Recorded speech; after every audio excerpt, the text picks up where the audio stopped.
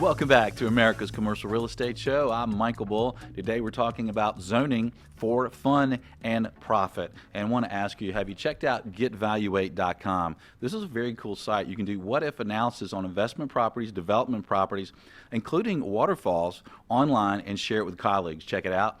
It is getvaluate.com. Well, please welcome my next guest. It's Darrell Chapman. Darrell is with Bull Realty, and he works with a lot of property sellers and developers buying properties and deals with zoning all the time. Darrell, thanks for joining us today. Well, thank you for having me, Michael. It's great to be here. Well, Darrell shared with me 7 points that sometimes people forget about zoning. Whether you're a purchaser or a seller, we kind of look at it a purchaser's view first, maybe a developer or someone that needs to rezone a property or get some sort of special permit. So, number one, what should people think about? Well, the most common mistake buyers make is they just don't allow enough time to get the property rezoned to what they need. And often they forget that there's an appeal period. So even once they have the zoning that they need, there may be a 30 or 60-day appeal period where the county or the city can come back and appeal the process. If they're forced to close before that final appeal process is over with, they could be stuck with a property that they can't use for what they intended. Right, so they may have done a lot of work to get where they are, and then maybe there's some sort of delay in the zoning, and now they spent all this money, and now they're losing control of the property. There's always a delay. There's always a delay. Always. I've yet to have a closing that was predicated on rezoning that happened within even 30 days of the originally scheduled closing date. Yeah. So usually something pops up. Yeah. All right, then point number 2 of the 7. Purchasers don't always really understand the community's real desire for what they want to see in that part of their county or city. If they try to do something that's completely different with the atmosphere or the flavor of the community, often they'll run into a lot of pushback from the locals. And sometimes it can get pretty rowdy. You might have people showing up with signs or Yeah. printed T-shirts, things like that. All things you really want to avoid. Yeah, like an example might be multifamily now, right? Multifamily is a touchy subject. Many local municipalities in this market that we work in especially are starting to get a little fatigued with all the multifamily applications that they're getting. Yeah. The problem with multifamily is a lot of the baby boomers especially who live in the suburbs like their big house, their big yard. Millennials who are now moving into those markets, they don't want to own a lawnmower. Yeah. So they're looking for a community that has everything in a higher density where they can walk to their local Starbucks or cafe and have lunch or dinner and go see a movie without having to drive very far. And that density is what they're looking for. Yeah, that's funny. I remember when I was 21, I bought my first house, and I remember having to go to the local store and get a ladder and a lawnmower, and I'm like, what did I get myself into here? Why can I rent an apartment? Well, point number 3 of 7. A lot of times a purchaser has a good idea that will fit into the community, but he doesn't get his message across in the right way. And if you're not communicating with the local HOAs, the local elected officials, and you're not helping them understand what benefits you're bringing to the community, then that's another reason you can get some pushback and be turned down for zoning. You just have to get out and get to know who your neighbors are. Yeah, that's a good point. And that kind of leads into point number 4, right?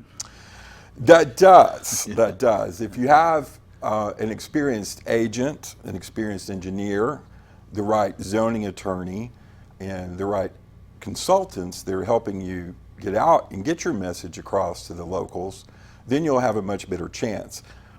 Don't choose your agent based on friendship or relatives.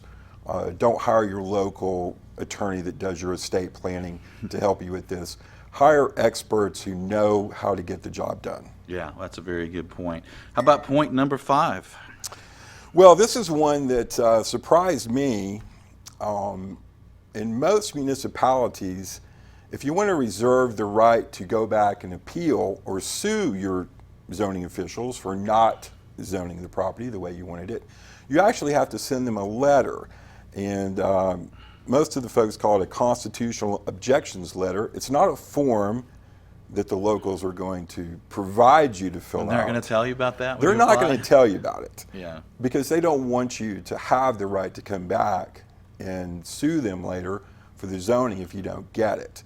An experienced attorney knows to submit this letter. Yeah. An experienced attorney will do it for you automatically.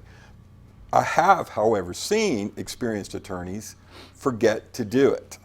So put it on your list, ask your attorney if in fact he's prepared the letter and submitted it with your application for rezoning. Right. Well, it seems important, whatever you need in your jurisdiction, to make sure that you have that right when you apply for zoning to go back and fight it, because sometimes you're justified, the property's properly zoned, and they're not allowing it, and you're going to have to flex your muscle and be prepared to file suit if you need to. So point number 6. Don't assume because you met with the staff and they give you a direction, either positive or negative, that you're getting the final word. The real decision makers are the city councilmen, the county commissioners, the local board, if they have a different type of local government set up. But typically it's going to be a county commissioner or a city councilman or a mayor. And the folks in the staff at the local planning and zoning department, their only job is to explain to you what the text of the ordinance actually says. They don't explain any gray areas because to them there aren't any. If it's printed on here, it's not allowed, they're going to tell you it's not allowed. But if you have a good plan and the zoning was done so long ago that it doesn't really reflect the direction of the community anymore, most local officials understand that and they'll work with you and they'll help you get your zoning done. Yeah, that's a great point. I mean, I was caught off guard. I had like 6 or 7 acres, and I wanted to pull out 1 acre to build a house, and the commission, everybody said, "Oh, it's going to be a breeze, no problem. It'll be zoned." And then some lady came up to at the meeting and said, "I have a child that's not conceived yet, that's not born yet, but that child might die, 20 years from now if you build a house there." And they actually didn't approve it. So I like your point. You got to really be prepared, even though you think it's a slam dunk. All right, and then number 7. Well, number 7 is what I was, right? Yes. Don't get lulled into a false sense of security that everything's going swimmingly and you're going to get your zoning approved and you've got a celebratory dinner scheduled right after the zoning meeting to go out. I was, right? You're getting too confident. There's typically going to be a problem. Yeah. And sometimes these folks, it's not beyond expectation for them to sort of let you get into that false sense of security so they can shoot you down and you won't be prepared. Wow. So if they catch you, if you go into, and I've been to these meetings, I've been to these zoning meetings where we were all very confident in the fact that we were going to get the zoning. Everyone told us we were, the community supported it, but there was one influential member on the city, or on the county commissioner's board that didn't want our project to go through, and because he went to high school with the other 2 of the other members of the board, he got them to vote his way. Right. So we all walked out with our tails between our legs and wasted a lot of time and money. Well, Darrell, those are good tips. Now I want to ask you about tips maybe for sellers right after the break. Stay with us. We'll give you some tips for sellers. If you are representing a seller, your attorney, your broker, or you're selling some property for another use or that needs some type of zoning approval. Stay with us. I'm Michael Bull. This is America's Commercial Real Estate Show.